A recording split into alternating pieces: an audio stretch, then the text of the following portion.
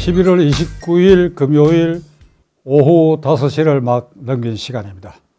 이 시간에는 자유한국당이 패스트트랙에 올려져 있는 공직선거법, 연동형 비례대표제가 가미된 공직선거법과 공수처법을 기어코 막아내기 위한 어떤 방법을 선택할 것인가 하는 데 대해서 잠깐 생각해 보기로 하겠습니다.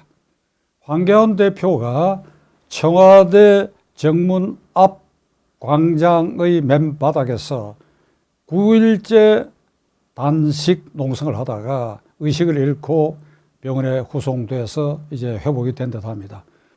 저는 어제 저녁에 황교안 대표가 단식했던 그 자리를 가봤습니다.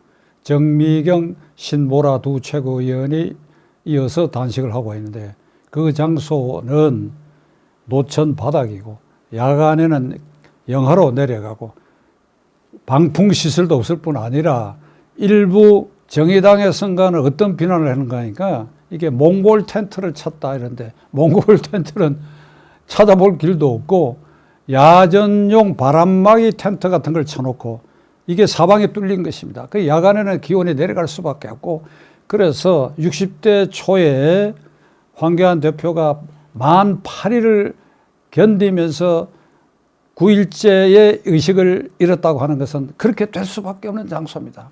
그러니까 그런 아주 한지에서 역대 야당 지도자들이 단식한 환경치고는 최고의 열악한 장소에서 그래도 9일째까지 견뎌냈다고 하는 것은 그의 의지가 얼마나 강했다고 하는 걸 알 수 있습니다.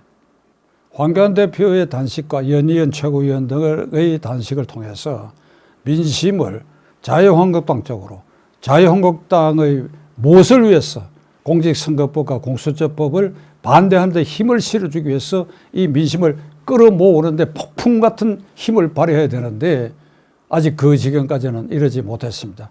그래서 아마 청와대와 민주당의 핵심부에서는 여전히 이건 만만하게 봐도 되지 않느냐 하는 생각을 할 가능성이 있는 오늘의 현재의 상황이라고 저는 감히 판단합니다.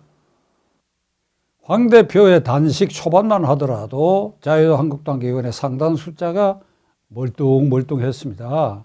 야당이 여러 가지 트집을 잡고 공세를 하는데 거기에 두려움을 가졌는지 멀뚱멀뚱했는데 이제 단식을 거둘 그 무렵에 가서는 이제 그런 현상은 없었지만은 아직도 108명의 국회의원이 일치 단결을 해가지고 이 두 개의 악법을 저지하는데 우리가 모든 것을 바치겠다 하는 이런 결의는 아직 보여주지 못하고 있습니다.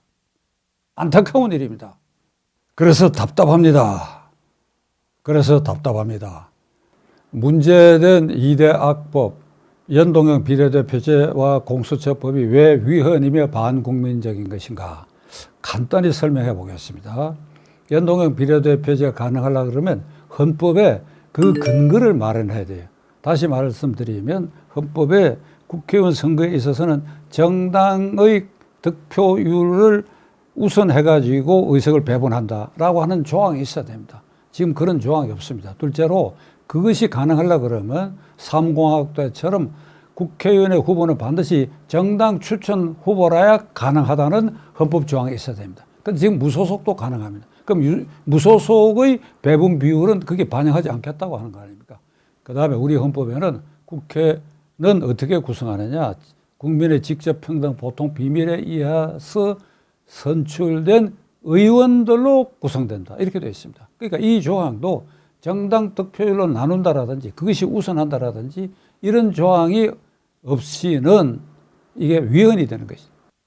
공수처법은 헌법에 검찰총장이 모든 수사기관의 최상위의 책임자이고 그리고 그 휘하에 검사가 모든 수사기관의 신청하는 영장 청구에 대해서 그 검사가 그 적법 여부를 판단해가지고 검사만이 영장을 신청할 수 있도록 따라서 그 영장 신청에 따른 수사 지휘권을 검사만이 갖는다. 따라서 헌법에는 검찰총장, 그의 지휘를 받는 검사, 이 수사 주체가 모든 수사기관을 통제한다. 이렇게 되어 있는 것입니다. 공수처법은 이거와는 별도로 공수처라는 조직을 별도로 만들고 공수처 소속의 검사를 따로 두고 그 공수처 소속의 검사가 사건을 수사하고 영장을 신청하고 그리고 기소까지 하는 그런 권한을 가질 뿐 아니라 공수처 검사가 이쪽 검찰총장 휘하의 검사들이 조사하고 있는 사건에 대해서도 필요할 경우에 사건을 조사를 중단하고 일로 넘기라 하는 이송명령까지 갖게 된 겁니다.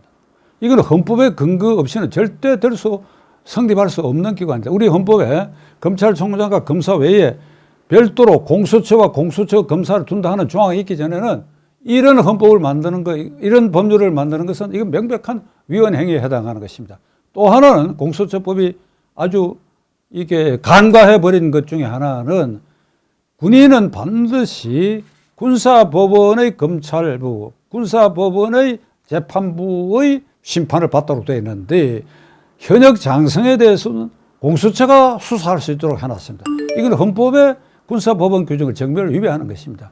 따라서 이 공수처법을 위헌인 줄 알면서도 이렇게 강행하려고 하는 의도를 우리는 의심할 수밖에 없습니다. 지금 이걸 서둘러 만들어가지고 아주 심각하게 오해를 한다면 만들어가지고 현재 이 일반 검찰에서 조사하고 있는 조국 사태 등을 그리고 이걸 이송명령을 공수처로 보내가지고 거기서 깔아뭉갤 수도 있다 하는 그런 위험성을 우리는 엿볼 수 있는 것입니다.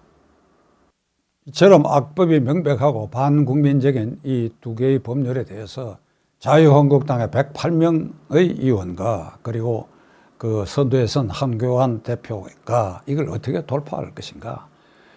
이제 정부 여당이 108명의 존재를 만만하지 않게 봐야 합니다. 그렇게 보기 위해서는 지금 아주 일치단결한 모습을 보이지 않으면 됩니다. 그래서 이 국면을 돌파하기 위해서는 비상한 각오와 결의를 108명의 의원들이 다짐해야 하라고 생각합니다. 제가 제안합니다.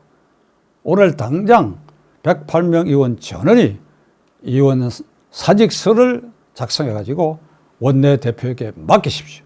이 의원 사직서를 들고 원내대표는 정부 여당과 담판을 하십시오. 이 법안을 강행 처리할 것이냐 안 할 것이냐. 이런데도 당신들이 강행 처리한다 그러면 우리는 의원직 사퇴서를 던지고 이게 의원회관에서 전부 물러선다. 국회의원의 직무를 행하지 않겠다. 그리고 나아가 이 상태가 그냥 계속된다고 한다면 이 악법 아래서의 내년 4월 15일 국회의원 선거에는 우리는 참가하지 않겠다. 총선거 보이콧도 하겠다. 그런데도 당신들이 강행하려고 하느냐 하는 이런 결기를 보일 순간이라고 저는 생각합니다. 108명 의원 전원이 즉각 이 사태가 종료될 때까지 로텐다 홀에서 집단 학숙 농성을 하셔야 합니다. 그리고 황교안 대표가 단식 투쟁을 하던 청와대 앞 광장에는 지금 두 최고위원이 연이어 단식 투쟁을 하고 있는데 거기도 누군가가 다시 연이어서 투쟁을 하고 로텐다 홀에는 108명 국회의원이 전원이 모이십시오. 그리고 거기서 결기를 다지십시오. 거기에 더 보태야 할 사람들이 있습니다. 누구냐? 지금까지 이 사태에 대해서 방관자적 태도를 취해오고 좀 거리를 뒀던 사람들, 예를 들면 홍준표 전 대표, 오세훈 전 서울시장, 그리고 김문수 경기지사는 광장에서 열심히 싸우고 있지요. 김문수 전 지사, 이런 분들도 로텐다 홀에 합류하십시오. 또 합류할 사람이 있습니다. 이 두 개 악법에 반대하는 것이 분명한 입장을 취하고 있는 유승민 의원과 바른미래당에 동조할 수 있는 15명 의원들도 로텐다 홀에 합류하십시오.